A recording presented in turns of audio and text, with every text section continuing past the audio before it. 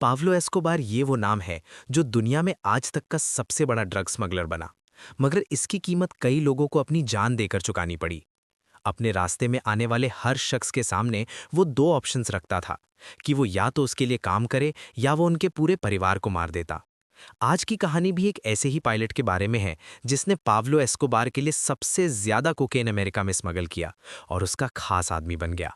मगर फिर कुछ ऐसा हुआ कि पूरा मैगजीन कार्टेल इस पायलट के पीछे हाथ धोकर पड़ गया। जो पायलट कभी पाब्लो का सबसे वफादार था, उसी पायलट पर पाब्लो ने $5 मिलियन का इनाम रखा। और एक वक्त ऐसा आया जब इस पायलट के भागने के लिए पूरी दुनिया कम पड़ गई। 19 फरवरी सन 1986 की सुबह बैरी सील नाम का एक पायलट अपनी कार एक रोड पर लाकर रोकता है। ये वो पायलट था जिसने पाब्लो एस्कोबार के लिए लगभग 56 टन कोकेन स्मगल किया था। और जैसे ही वो अपना कार का दरवाज़ा खोलने के लिए हैंडल की तरफ हाथ बढ़ाता है, 3 कोलंबियन शिकारों अचानक उसकी कार पर फायरिंग शुरू कर देते हैं। बैरी सिल की कार पर लगभग 80 गोलियां चलाई गई, जिसके बाद पूरी कार और वो फेडरल डॉक्यूमेंट्स खून से सन गए जिसमें पाब्लो के खिलाफ सबूत थे। इस मर्डर के बारे में सबसे चौंकाने वाली बात यह थी कि हर कोई जानता था कि यह होने वाला है, और इसीलिए डीए जज से रिक्वेस्ट की थी कि बैरी को प्रोटेक्शन दी जाए। और एफबीआई ने पहली वार्निंग दे दी थी कि हिटमैन बैरी सील को कभी भी मार सकते हैं। खुद बैरी भी ये जानता था कि वो कभी भी मारा जा सकता है, और इसीलिए कुछ दिन पहले ही उसने अपनी बीवी और बच्चों को $15 लाख दिए थे। इस शूटआउट से महज 6 महीने पहले बैरी पाब्लो एस्कोबार का सबसे पसंदीदा स्मगलर था, क्योंकि वो बिना किसी की नज़र में आए कई टन कोकेन अमेरिका में पहुंचा रहा था। इसी दौरान बैरी सील सीआईए के हाथ लग जाता है, और फिर वो उसके सामने एक ऐसी डील रखते हैं जिसकी कीमत उसे अपनी जान से चुकानी पड़ी। डील ये थी कि बैरी पाब्लो की फोटो कोकेन के साथ खींचेगा, और ये फोटो अमेरिकन प्रेसिडेंट रीगन तक पहुंच गई, जिसे किसी ने न्यूज़ में लीक कर दिया। अब बैरी एक ऐसा आदमी बन चुका था जो मैगजीन कार्टेल और सीआईए दोनों को एक्सपोज कर सकता था, और ये दोनों खतरनाक ऑर्गेनाइजेशन उसकी जान के पीछे पड़ गए। मगर सबसे बड़ा सवाल ये है कि बैरी पर आखिर गोली चलवाई किसने। बैरी ने अपना पायलट लाइसेंस महज 16 साल की उम्र में ही हासिल कर लिया था, और जहां दूसरे बच्चे साइकिल और बाइक्स पर घूमते थे, वहीं इस उम्र में बैरी पाइपर का प्लेन उड़ाने लगा। 26 साल का होते होते वो ट्रांसपोर्ट एयरलाइन का सबसे यंगेस्ट कैप्टन पायलट बन गया, जो बोइंग 747 उड़ाता था। बैरी प्लेन उड़ाने में इतना माहिर था कि उसके सुपरवाइजर बॉब ज्यूरा का कहना था कि वो खराब मौसम और बादल गरजने के बीच भी बोइंग 747 बहुत आसानी से उड़ा लेता था, जैसे उसे मौत का डर ही ना हो। कैप्टन के तौर पर बैरी को जो सैलरी मिलती थी वो थी $1,65,000 पर ईयर। मगर ये सैलरी भी उसके लिए बहुत कम थी, और वो अपनी जॉब से बोर हो गया था। वो अपनी जिंदगी में किसी एडवेंचर की तलाश में था, और सन 1976 में उसकी जिंदगी एक मोड़ लेती है जहां उसे ये मौका मिल जाता है। अपनी पहली स्मगलिंग में उसने $32 किलो गांजा जमाइका में स्मगल किया, और ये स्मगलिंग उसने पाइपर एस्टर प्लेन में की थी। पेरी को स्मगलिंग के लिए $35,000 मिले थे, और ये गांजा उसने महज 4 घंटों के अंदर ही जमाइका पहुंचा दिया, क्योंकि ट्रांसपोर्ट एयरलाइंस ने उसे सन 1974 में ही निकाल दिया था। मगर उसके बाद बैरी ने वो रास्ता निकाला जिसने उसे पाब्लो एस्कोबार तक पहुंचा दिया। जॉब जाने के बाद वो कई सालों तक छोटी मोटी स्मगलिंग करता रहा, और सन 1989 आते आते उसके पास 3 छोटे प्लेन्स हो चुके थे जिसमें वो हर हफ्ते ड्रग स्मगल करता। इसी दौरान मैगजीन कार्टेल के अहम मेंबर जॉर्ज ओचोवा की नज़र बैरी पर पड़ जाती है, और सन 1980 में वो बैरी सील से फ्लोरिडा में मुलाकात करता है। मैगजीन कार्टेल को इस वक्त एक ऐसे शख्स की ज़रूरत थी जो उनके लिए एक बार में 1000 किलो कोकेन स्मगल कर सके, और जॉर्ज ओचोवा ने बैरी के सामने एक ऐसा ऑफर रखा जिसे वो मना नहीं कर पाया। ऑफर ये था कि मैगजीन कार्टेल उसे हर 1000 किलो स्मगल करने के लिए $5 लाख देगा, और ये ड्रग्स उसे एक फ्लाइट में अमेरिका तक पहुंचाना होगा। बैरी सील छोटे मोटे स्मगलर से अब एक बड़ा स्मगलर बनने जा रहा था, और वो 24 मार्च सन 1981 को अपनी पहली कोकेन फ्लाइट लेकर उड़ जाता है। इस फ्लाइट में कुल 1200 किलो कोकेन था, और वो इसे लेकर कोलंबिया से लुजियाना जा रहा था। मगर बैरी रेडार सिस्टम्स के बारे में बहुत अच्छी तरह जानता था, और इसीलिए मैक्सिकन समंदर के ऊपर वो प्लेन को इतने नीचे उड़ा रहा था जिससे वो रेडार सिस्टम्स की पकड़ में ना आए। इस प्लेन में उसने 7 एक्स्ट्रा फ्यूल टैंक्स भी इंस्टॉल कर लिए थे, ताकि वो एक बार में ज्यादा दूर तक उड़ सके। और वो प्लेन को महज 500 फीट की ही ऊंचाई पर उड़ा रहा था, जिससे डीए के रेडार सिस्टम्स को यही लग रहा था कि एक छोटा हेलीकॉप्टर समंदर से गुजर रहा है। यही वजह थी कि डीए को कभी इस बात का अंदाजा ही नहीं हुआ कि बैरी प्लेन के जरिए कोकेन स्मगल कर रहा है। और सन 1982 आते आते बैरी हर 1 टन स्मगलिंग पर $1.5 मिलियन कमा रहा था। इन कमाए हुए पैसों से उसने बैटन ब्रूज में 6,000 स्क्वायर फीट का एक आलीशान घर खरीदा, 6 स्पोर्ट्स कार खरीदी और केमन आइलैंड के बैंक्स में $25 मिलियन डिपॉजिट कराए। बैरी अब पाब्लो एस्कोबार के लिए सबसे कीमती पायलट बन गया था, क्योंकि अब तक ऐसा कभी नहीं हुआ था कि वो कोकेन का लोड पहुंचाने में नाकाम रहा हो। जहां दूसरे पायलट्स कभी प्लेन क्रैश कर देते, कभी ड्रग्स पकड़ा जाता या ड्रग्स चुरा लेते, वहीं बैरी हर बार 1-1 ग्राम कोकेन टाइम पर डिलीवर कर रहा था। बैरी अपना काम इसीलिए इतने परफेक्ट तरीके से कर पा रहा था क्योंकि उसने वेदर कंडीशंस और डीए ऑफिसर्स की एयरपोर्ट पर शिफ्ट चेंज, इन सभी चीज़ों को पहले ही स्टडी कर लिया था। और हर बार फ्लाइट स्मगलिंग के दौरान उसके पास 2 प्लान होते थे, प्लान ए और प्लान बी। प्लान ए के मुताबिक अगर उसका प्लेन टर्बुलेंस या खराब मौसम का शिकार होता तो प्लेन का वजन कम करने के लिए वो कुछ ड्रग्स नीचे फेंक देता ताकि प्लेन आसानी से उड़ता रहे। प्लान बी में अगर उसका प्लेन रेडार सिस्टम में आ जाता तो वो उन 14 प्राइवेट रनवेज में से एक पर प्लेन को लैंड कर देता जो उसने सेंट्रल अमेरिका में देख रखे थे। मेडजीन कार्टेल के लोग अब उसे एल गोडोर बुलाने लगे, इसीलिए नहीं क्योंकि वो मोटा था, बल्कि इसीलिए क्योंकि उसकी वजह से सब बहुत पैसे कमा रहे थे। मेडिसिन कार्टेल के ट्रांसपोर्ट चीफ कार्लोस लेदर का कहना था कि सन 1982 में अकेले बैरी सील ने इतना ड्रग स्मगल किया है जितना बाकी स्मगलर्स और पायलट्स ने मिलाकर किया था। पूरा कार्टेल बैरी सील के काम से इतना ज़्यादा खुश था कि ओचो ब्रदर्स ने उसे एक सोने की रोलेक्स घड़ी दी और अब तक वो 143 कामयाब फ्लाइट स्मगलिंग्स को अंजाम दे चुका था। बैरी अपनी एक ट्रिप में इतना कोकेन स्मगल करता कि मियामी में पूरे महीने की कोकेन सप्लाई पूरी हो जाती और सप्लाई ज़्यादा होने की वजह से कोकेन के दाम 30% तक गिर गए, जिसका नुकसान दूसरे स्मगलर्स को उठाना पड़ रहा था। महज एक पायलट जो अकेले प्लेन उड़ा रहा था उसने पूरी ड्रग स्मगलिंग की दुनिया को बदल दिया था। मगर सबसे बड़ा सवाल ये था कि उसे सबसे पहले कौन पकड़ने वाला था। सन 1983 आते आते डीईए और एफबीआई के पास बैरी सील के खिलाफ कई एक्टिव केसेस थे, मगर वो इस बात से बेखबर थे कि एक और एजेंसी है जिसकी पिछले 2 सालों से बैरी सील पर नज़र है। ये एक ऐसी एजेंसी थी जिसके लिए बैरी सील पहले कुछ गैरकानूनी सामान एक जगह से दूसरे जगह पहुंचाता था और सन 1984 में बैरी की गिरफ्तारी के पीछे इसी एजेंसी का हाथ था। 5 मार्च सन 1984 की एक सुबह बैरी सील के C-123 के कार्गो प्लेन को घेरकर खड़े हो जाते हैं। डीईए एजेंट्स जैसे ही प्लेन के अंदर घुसते हैं उनके सामने 250 किलो प्योर कोलंबियन कोकेन पड़ा था, जिसकी कीमत थी $34 मिलियन। एक एजेंट जोर से चिल्लाते हुए बैरी से कहता है कि वो खुद को सरेंडर कर दे, जिसके बाद बैरी सील अपने हाथ ऊपर करके प्लेन से नीचे उतर आता है। बैरी को जब हथकड़ी पहनाई जा रही थी तब वो डीईए एजेंट से कहता है कि उन्होंने समंदर की सबसे बड़ी मछली को पकड़ा है और क्या हो अगर उन्हें पूरा समंदर मिल जाए। ये सुनते ही एजेंट जैकबसन के कान खड़े हो गए और उन्हें एक मौका दिखाई देने लगता है, क्योंकि बैरी सील उन लोगों के नाम जानता था जिनके नाम कोकेन स्मगलिंग, मनी लॉन्ड्रिंग और रिश्वत लेने से जुड़े थे। पाब्लो एस्कोबार भी बैरी सील को एलिस मैकेंजी के नाम से जानता था, क्योंकि बैरी ने अपना असली नाम कार्टेल में किसी को नहीं बताया था और वो ये नाम तब से इस्तेमाल कर रहा था जब से उसने मेडिसिन कार्टेल के लिए काम करना शुरू किया था। क्योंकि कार्टेल्स का कम्युनिकेशन सिस्टम थोड़ा स्लो था, जिसकी वजह से उन्हें बैरी के पकड़े जाने की खबर नहीं मिली, वरना वो डीईए से छुड़ाकर उसे कोलंबिया वापस ले जाते। बहरहाल अगले 72 घंटों के अंदर बैरी सील वॉशिंगटन डीसी के एक ऑफिस में बैठा था, जहां वो एक कोऑपरेशन एग्रीमेंट साइन कर रहा था। इस एग्रीमेंट के तहत अगर वो डीईए के लिए अंडरकवर एजेंट का काम करेगा तो वो उसकी सज़ा को कम करा देंगे। हालांकि उसका प्लेन सीज कर दिया गया, मगर बाद में वो शेल कंपनी के जरिए से दोबारा खरीद सकता था। यहीं से इस कहानी में CIA की एंट्री होती है और वो वाइस प्रेसिडेंट बुश की ड्रग्स टास्क फोर्स के जरिए उसमें शामिल होते हैं। CIA को सैंडिनिस्ता गवर्नमेंट के खिलाफ सबूत चाहिए थे कि वो निकरागुआ में ड्रग ट्रैफिकिंग कर रहे हैं और ड्रग्स से कमाए हुए पैसों से अपने मूवमेंट को फंड कर रहे हैं। अब डीईए और CIA दोनों के पास एक ही एसेट था और वो था बैरी सील, जिसका इस्तेमाल वो एक बहुत खतरनाक मिशन के लिए करने वाले थे। दोनों एजेंसीज ने मिलकर ये प्लान बनाया कि वो सैंडिनिस्ता गवर्नमेंट के लिए काम कर रहे विद्रोहियों को ड्रग्स के साथ रंगे हाथों पकड़ेंगे और इसके लिए वो कोकेन के साथ उनके फोटोज लेने का प्लान बनाते हैं। इस प्लान को अंजाम देने के लिए बैरी के प्लेन में 2 हिडन कैमराज इंस्टॉल किए गए और ये दोनों कैमराज कॉकपिट के नीचे लगाए गए। CIA ने इस प्लेन में एक इनक्रिप्टेड रेडियो इक्विपमेंट भी इंस्टॉल किया, जिसकी कीमत प्लेन से भी ज़्यादा थी, ताकि वो आसानी से बैरी से बात कर सकें। 25 जून सन 1984 की सुबह बैरी प्लेन लेकर निकरागुआ के लॉस ब्रेसलेस एयरप्लेन रनवे की तरफ निकल जाता है। इस रनवे पर प्लेन लैंड करने के बाद सैंडिनिस्ता गवर्नमेंट का एक ऑफिसर अपनी देखरेख में कोकेन प्लेन में लैंड करवाने लगता है और इस दौरान वहां पाब्लो एस्कोबार और कार्लोस लेदर भी दूसरा प्लेन लेकर पहुंच जाते हैं, क्योंकि इस डील के पैसों का लेन देन वहीं होने वाला था। अब यहाँ पर बैरी सील अपनी चालाकी दिखाते हुए पाब्लो एस्कोबार से कहता है कि उसके प्लेन में वजन को लेकर कुछ प्रॉब्लम हो गई है और वो अपनी देखरेख में कोकेन प्लेन में लैंड करवाएगा। इसी दौरान बैरी सील ने एक छोटा कैमरा अपने बैग में रख लिया था और अब वो बहुत सफाई से पूरी स्मगलिंग की फोटो खींचने लगा। सबसे पहली फोटो उसने पाब्लो एस्कोबार की ली, जिसके हाथ में कोकेन से भरा डबल बैग था, और साथ ही साथ सैंडिनिस्ता गवर्नमेंट के ऑफिसर की नोट गिनते हुए फोटो खींच ली, जो कार्लोस लेदर के साथ खड़ा था।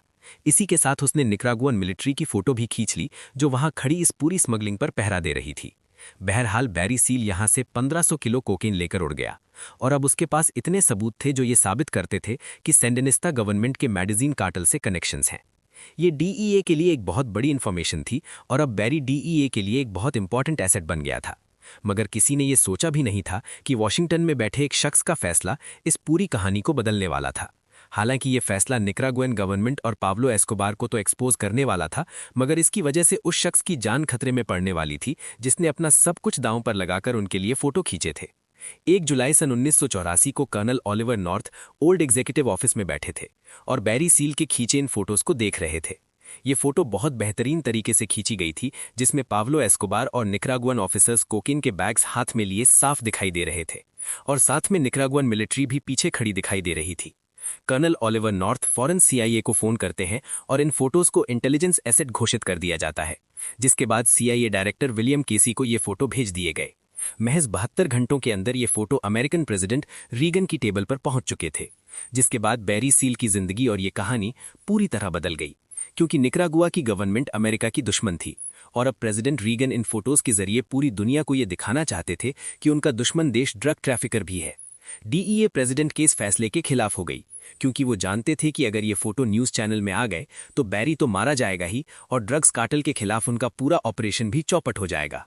डीईए के एक बड़े ऑफिसर फ्रांसिस मुलन ने खुद वॉशिंगटन जाकर इस फैसले का विरोध किया और वहां गवर्नमेंट ऑफिशियल्स को समझाया कि फोटो एक्सपोज होने से बैरी सील को मार दिया जाएगा। मगर गवर्नमेंट ऑफिशियल्स का कहना था कि देश को बचाने के लिए किसी एक की कुर्बानी देनी पड़ती है। गवर्नमेंट के इस फैसले में सीआईए भी उन्हें सपोर्ट कर रही थी और प्रेसिडेंट का एक फैसला एक इंसान की जिंदगी पर भारी पड़ गया। 17 जुलाई सन 1984 की सुबह बैरी सील वॉशिंगटन टाइम्स न्यूज़पेपर लेकर पढ़ने लगता है और तभी उसकी नज़र एक हेडलाइन पर पड़ती है जिसमें लिखा था कि सैंडिनिस्टा गवर्नमेंट कोकेन स्मगलिंग करती है। इसी हेडलाइन के नीचे एक फोटो थी जिसमें पाब्लो एस्कोबार के हाथ में कोकेन से भरा बैग था और ये देखते ही चाय का कप बैरी के हाथ से छूट जाता है। इस आर्टिकल को रिपोर्टर एडमंड जैकोबी ने लिखा था और इस रिपोर्ट में कहीं भी बैरी सील का नाम नहीं था, मगर ये वो इन्फॉर्मेशन थी जिसके बारे में सिर्फ बैरी सील ही जानता था। उसका नाम रिपोर्ट में ना होने के बावजूद भी कार्टेल मेंबर्स समझ गए कि ये बैरी सील का ही काम है। ये न्यूज़ पढ़ते ही बैरी सीधा अपनी कार में बैठा और डीए ऑफिसर के घर की तरफ निकल गया और एजेंट जैकोब्सन ने जब उसे घर के बाहर कार में बैठे देखा तब वो भी कार में आकर बैठ गए। बैरी के गोद में न्यूज़पेपर रखा था और वो फूट फूट कर रो रहा था क्योंकि वो समझ गया था कि अब वो मरने वाला है। ये खबर पढ़ते ही मैगजीन कार्टन ने एलिस मैगजी पर $5 लाख का इनाम रख दिया और 24 घंटों के अंदर उन्हें ये पता चला कि एलिस मैगजी का असली नाम बैरी सील है। जॉर्ज ओचुआ, जिसने बैरी सील को सोने की रॉलेक्स दी थी, उसने इस इनाम की रकम को बढ़ाकर $5 मिलियन कर दिया और चूंकि पाब्लो एस्कोबार खुद इस फोटो में था, उसने इस रकम को $2 मिलियन तक बढ़ा दिया। कालीस से कराकस तक हर शिकारियों को बैरी सील की फोटो और उसके घर का पता दे दिया गया और उधर डीए बैरी सील से कहती है कि वो उसे एक नई पहचान और एक नई जिंदगी देकर यहां से गायब करा देंगे, मगर बैरी सील इसके लिए मना कर देता है। उसका कहना था कि उसके 2 बेटे हाई स्कूल में पढ़ रहे हैं और बीटी कॉलेज में और उसकी बीवी लुजियाना छोड़कर कभी नहीं जाएगी। बैरी को लग रहा था कि वो खतरों के बीच 143 फ्लाइट्स उड़ा चुका है तो वो खुद को भी संभाल लेगा, मगर ये उसकी गलतफहमी साबित हुई। बहरहाल अब वो अपने साथ 45 ऑटोमेटिक गन रखने लगा और अपने घर में मोशन सेंसर और लोहे के दरवाजे लगवा दिए। अक्टूबर सन 1984 से फरवरी सन 1985 के बीच बैरी ने 3 अलग अलग जजेस के सामने गवाही दी, जिसमें उसने 59 बड़े स्मगलर्स के बारे में सबूत दिए। बैरी की ही गवाही की बिना पर कार्लोस लेदर पकड़ा गया और उसे उम्र कैद के साथ 135 सालों की सजा सुनाई गई। ये केस अब धीरे धीरे मजबूत होता जा रहा था, जो पाब्लो एस्कोबार के लिए मुसीबत बन सकता था, मगर कोर्ट में दी गई हर गवाही और हर मौजूदगी बैरी को मौत के उतना ही करीब ले जा रही थी। हालांकि बैरी सील अमेरिकन गवर्नमेंट के लिए एक बहुत अहम गवाह था, मगर इसके बावजूद भी उसे सिक्योरिटी उस लेवल की नहीं दी गई थी। बजट का प्रॉब्लम होने की वजह से अमेरिकन गवर्नमेंट उसे सिर्फ तब प्रोटेक्शन देती जब उस पर खतरा ज़्यादा होता, मगर वो ये नहीं जानते थे कि उसकी जान को अब हर वक्त खतरा है, क्योंकि उसके सर पर $2 मिलियन का इनाम था। यहाँ से इस कहानी में एंट्री होती है जज पोलजुला की, जिन्हें प्रेसिडेंट रीगन ने खुद अपॉइंट किया था, और ये लुजियाना के मिडिल डिस्ट्रिक्ट कोर्ट के जज थे। इस जज के बारे में ये बात मशहूर थी कि ये जस्टिस में बिलीव करते थे और सही फैसला लेते थे ताकि क्रिमिनल्स और सोसाइटी में सही मैसेज जाए। बहरहाल, बैरी सील को जब ड्रग ट्रैफिकिंग के लिए कोर्ट में पेश किया गया, तब वकील को लग रहा था कि बैरी के कोऑपरेशन की वजह से उसे बेल मिल जाएगी। डीए के ऑफिसर केनेथ कैनेडी ने भी गवाही दी कि बैरी सील डीए के इतिहास का सबसे अहम गवाह है, जिसकी वजह से कई स्मगलर्स पकड़े गए हैं। और वकील स्टैनफोर्ड बार्डनल ने भी कहा कि बैरी को उसके कोऑपरेशन के बदले जेल ना भेजा जाए। सारी गवाही और दलील सुनने के बाद जज पोलाजुला ने कहा कि मिस्टर सील, तुम्हारा कोऑपरेशन काबिले तारीफ है, मगर तुम कई टन जहर हमारे देश में लेकर आए हो और ये माफ़ी के काबिल नहीं है। आखिरकार जज ने बैरी सील को 5 साल 6 महीने की सज़ा सुनाई, मगर ये सज़ा उसे जेल में नहीं काटनी थी, बल्कि गवर्नमेंट का बनाया हुआ एक सेंटर था जहां ना कोई सिक्योरिटी थी और ना ही कोई प्रोटेक्शन, और बैरी को अपनी ज़िंदगी बस एक स्केड्यूल के हिसाब से गुजारनी थी। ये सुनते ही बैरी का वकील ने ऑब्जेक्शन किया और कहा कि ये तो सीधे मौत की सज़ा है, क्योंकि मेडजिन कार्टेल अब बैरी का असली नाम भी जानते हैं और वहां बिना सिक्योरिटी के वो उसे मार देंगे। इस दलील का भी जज पोलाजुला पर कोई असर नहीं पड़ा और वो उसे गवर्नमेंट सेंटर में सज़ा काटने के लिए भेज देते हैं। ये एक सेल्वेशन आर्मी सेंटर था जो बैटन रूज में था, और ये 2 फ्लोर की बिल्डिंग थी जो कार पार्किंग और शराब की दुकान के बीच थी। ना तो इस बिल्डिंग में सिक्योरिटी गार्ड था, ना ही कोई मेटल डिटेक्टर, और दीवार पर तार भी इतने छोटे लगे थे कि कोई भी इसे भान जाए। यहाँ पर सभी कैदियों को शाम 6 बजे पहुंचना होता था और सुबह 6 बजे तक वो यहाँ से निकल नहीं सकते थे। इसका साफ मतलब था कि अगले 5 साल तक शाम को 6 बजे से सुबह 6 बजे तक बैरी सील वहीं रहने वाला था, और कोलंबन कार्टल्स को महज 3 दिन लगे सेल्वेशन आर्मी सेंटर का पता लगाने में।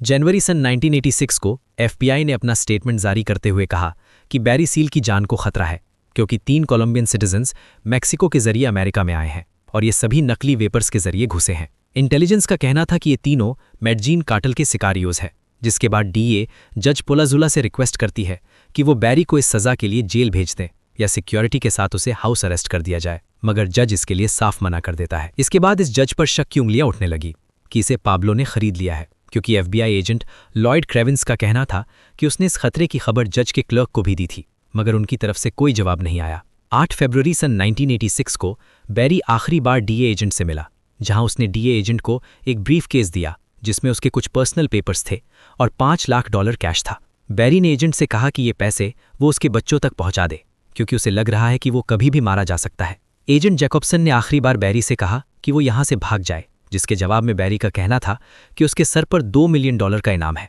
और वो भागकर ज़्यादा दिन छुप नहीं पाएगा। बैरी को इस बात का ज़रा भी अंदाज़ा नहीं था कि तीनों सिकारियोस पिछले 6 दिनों से उस पर नज़र रख रहे हैं, और वो ये जानते थे कि बैरी 5:45 से 6 बजे के बीच सेल्वेशन आर्मी सेंटर पहुंचता है।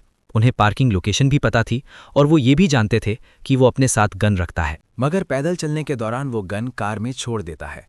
19 फरवरी 1986 की शाम 5:47 पर मिगेल वेलिस, लुइस क्विंटेरो, क्रूज और बर्नार्डो एंटोनियो वास्क्वेज, ये तीनों सिकारियो बेलमाउंट होटल में मिलते हैं। वो तीनों यहाँ पर अपनी गन्स को तैयार करते हैं, जिसमें मशीन गन्स में 30 राउंड की मैगजीन्स लोड की गईं, और फिर 5:15 पर वो एक बुक रीगल कार में बैठकर सेल्वेशन आर्मी सेंटर की तरफ निकल जाते हैं। पहले से एक हरे कचरे के डब्बे के पीछे छुपकर खड़ा हो गया, जो बैरी की पार्किंग स्पीड से 8 फीट की दूरी पर था, और वहीं क्विंटेरो क्रूज एक कार के पीछे छुप गया। तीसरा सिकारियो वास्क्वेस गाड़ी स्टार्ट करके उसी में बैठा रहा, और तभी 5:52 पर बैरी सील की वाइट कैडिलैक पार्किंग लॉट में एंटर होती है, और उसके बाद जो हुआ उसने महज 6 सेकंड के अंदर बैरी और उसके परिवार की जिंदगी बदल दी। कार रुकते ही बैरी अपना हाथ पास में रखे ब्रीफ केस की तरफ बढ़ाता है, जिसमें अगली कोर्ट हियरिंग के लिए सबूत रखे थे, और तभी वेलिस उस कचरे के डब्बे के पीछे से निकलता है और कार पर धड़ाधड़ फायरिंग शुरू कर देता है। जिस मैकटन गन से वो फायरिंग कर रहा था उसकी स्पीड 1200 राउंड पर मिनट थी, और महज 2 सेकंड के अंदर ही उसने अपनी आधी मैगजीन खाली कर दी। बैरी को कुल 15 बुलेट्स लगीं, जिसमें से 5 उसके सर में, 4 सीने में और 6 गोलियां उसके हाथों पर लगीं, क्योंकि वो अपने हाथों से बुलेट्स रोकने की कोशिश कर रहा था। दूसरी तरफ से क्विंटेरो ने भी कार पर 12 राउंड फायरिंग की, जिसकी वजह से खून पूरी सीट, विंडो और डैशबोर्ड पर फैल गया। इसी दौरान बैरी की कमर पर जो पेजर बंधा था उस पर DEA ऑफिसर का बार बार मैसेज आ रहा था कि वो उसे कॉल करे, मगर तब तक बहुत देर हो चुकी थी। फायरिंग करने के बाद ये तीनों सिकारों कार में बैठे और वहां से फरार हो गए, और कुछ दूरी पर जाकर उन्होंने इस कार को एक सुनसान जगह पर छोड़ दिया। शूटआउट के 11 मिनट बाद यानी लगभग 6:03 पर पुलिस क्राइम सीन पर पहुंच गई, जहां उन्हें एक आई विटनेस मिला और उसने पुलिस को बताया कि वो पास में ही अपनी बाइक सही कर रहा था और उसने सब कुछ अपनी आंखों से देखा है। मगर जब तक वो उनके पीछे भागा, वो तीनों वहां से फरार हो गए। सबसे पहले डिटेक्टिव मिशेल ड्यू की नज़र बैरी सील की बॉडी पर पड़ी और उन्होंने देखा कि बैरी का सर स्टीयरिंग पर रखा है और कार का इंजन अभी भी स्टार्ट है। बैरी की गन भी डैशबोर्ड में रखी थी क्योंकि उसे गन निकालने का मौका तक नहीं मिला और उसकी कार और बॉडी दोनों गोलियों से छलनी हो चुके थे। ये पूरा नज़ारा देख बैटन रूज की पुलिस अपनी तहकीकात हाई अलर्ट पर शुरू कर देती है और महज 4 घंटों के अंदर ये तीनों किलर पकड़े जा चुके थे। क्विंटेरो क्रूज को ग्रेहाउंड स्टेशन से तब गिरफ्तार किया गया जब वो मायामी के लिए टिकट खरीद रहा था और वेलेस एक होटल रूम से गिरफ्तार हुआ और उसने अभी भी खून से सने कपड़े पहने हुए थे। उनका तीसरा साथी वैस्क्वेस जो गाड़ी चला रहा था, उसने खुद को पुलिस को सरेंडर कर दिया क्योंकि उसकी फोटो न्यूज़ चैनल्स पर दिखाई जा रही थी। पूछताछ के दौरान उन तीनों ने ये मर्डर फौरन कबूल लिया और उन्होंने बताया कि उन्होंने ये पहली बार नहीं किया है। बहरहाल उन तीनों को ट्रायल के लिए कोर्ट में पेश किया गया और ये ट्रायल लगभग 8 दिनों तक चला। सारे सबूत और गवाही, जिसमें कार में मिले फिंगरप्रिंट्स और हथियार भी शामिल थे, वो सभी इन तीनों की तरफ इशारा कर रहे थे और जज उन तीनों को उम्र कैद की सज़ा सुनाता है जिसमें वो परोल पर बाहर नहीं आ सकते थे। सुनवाई के दौरान वेलेस ने कुछ ऐसा कहा जिसे सुनकर पूरे कोर्ट में सन्नाटा छा गया और उसका कहना था कि हमें बताया गया था कि अमेरिकन गवर्नमेंट भी बैरी सील को मरा हुआ देखना चाहती थी। वेलेस के मुताबिक अमेरिकन गवर्नमेंट ने उनसे वादा किया था कि बैरी की मौत के बाद उन पर कोई इन्वेस्टिगेशन नहीं होगी, जिसके बाद यह सवाल खड़ा हो गया कि आखिर बैरी सील की मौत के पीछे किसका हाथ है, पाब्लो एस्कोबार या अमेरिकन गवर्नमेंट। कुछ सीक्रेट डॉक्यूमेंट्स के मुताबिक सन 1995 में बैरी सील निकारागुन गवर्नमेंट के बागियों को हथियार भी पहुंचाता था और ये वही बागी थे जो निकारागुन गवर्नमेंट के खिलाफ आंदोलन कर रहे थे। क्योंकि अमेरिकन गवर्नमेंट और निकारागुन गवर्नमेंट आपस में दुश्मन थे, इसलिए इन बागियों की मदद करने के लिए अमेरिकन गवर्नमेंट उन्हें हथियार पहुंचा रही थी और ये काम उनके लिए बैरी सील कर रहा था। बैरी उन अमेरिकन ऑफिसर्स के नाम भी जानता था जो ड्रग स्मगलिंग कराकर अपने ऑपरेशंस को फंड करते थे और साथ में उसे उनके स्विस बैंक अकाउंट नंबर्स भी पता थे। डीईए के पूर्व ऑफिसर सेलेरिनो कस्टीलो का कहना था कि बैरी सील इसीलिए मारा गया क्योंकि वो सीआईए के ड्रग्स ऑपरेशंस और दूसरे गैरकानूनी कामों के बारे में ज़रूरत से ज़्यादा जान गया था। ऐसा लग रहा था जैसे सीआईए और मेदेजीन कार्टेल ने मिलकर इस काम को अंजाम दिया है, मगर सीआईए का कहना था कि उनका इस मर्डर में कोई हाथ नहीं है और आखिरकार ये मान लिया गया कि बैरी सील को पाब्लो एस्कोबार के कहने पर ही मारा गया है। इसी दौरान एफबीआई के हाथ एक चौंकाने वाली इन्फॉर्मेशन लगी और वो ये थी कि जिस होटल में तीनों किलर रुके थे उसकी पेमेंट एक क्रेडिट कार्ड से की गई थी और ये क्रेडिट कार्ड सीआईए की एक फ्रंट कंपनी के नाम पर रजिस्टर्ड था। 21 फरवरी सन 1986 को लगभग 2000 लोग बैरी सील के फ्यूनरल में शामिल हुए और उसकी बॉडी को ग्रीन ओक मेमोरियल पार्क ले जाया गया। हालांकि उसके फ्यूनरल पर डीईए के लोग तो आए मगर सीआईए से कोई नहीं आया और ये काफ़ी अजीब था। कुछ दिनों बाद बैरी सील की विधवा डेबी को एक लेटर मिला जिसमें $3.5 लाख के बॉन्ड्स थे और साथ में ये लिखा था कि वो अपना मुंह बंद रखें। सन 1997 में डेबी ने कोर्ट में सीआईए पर केस दर्ज किया और बैरी की मौत का जिम्मेदार उन्हें बताया। डेबी का कहना था कि सीआईए ने बैरी को जानबूझकर एक्सपोज किया ताकि वो मारा जाए, मगर कोर्ट में इस केस को डिसमिस कर दिया गया। पाब्लो एस्कोबार और उसके पूरे कार्टेल ने बैरी की मौत का जश्न मनाया, मगर पाब्लो इस बात से बेखबर था कि आने वाले 7 सालों में कोलंबियन पुलिस उसे भी मार देगी। बैरी की मौत के बाद भी कोकेन प्लेन के जरिए स्मगल होता रहा और उसकी जगह दूसरे पायलट्स ने ले ली थी।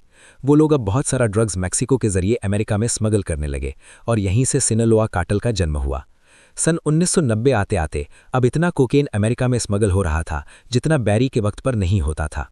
इस ड्रग वॉर में डीईए को अपने सबसे अहम एसेट को खोना पड़ा, मगर इसका कोई फायदा नहीं हुआ और कार्टेल्स और करप्ट गवर्नमेंट के गैरकानूनी ऑपरेशंस के बीच एक ऐसे शख्स को अपनी जान गंवानी पड़ी।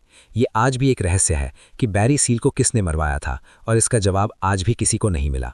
आपको ये कहानी कैसी लगी कमेंट सेक्शन में लिखकर ज़रूर बताएं। ये तो सिर्फ शुरुआत है, असली कहानियाँ अभी बाकी हैं। ऐसे ही अनोखे किस्से चाहते हो तो द यूनिक को सब्सक्राइब करना मत भूलना। मिलते हैं नेक्स्ट वीडियो में।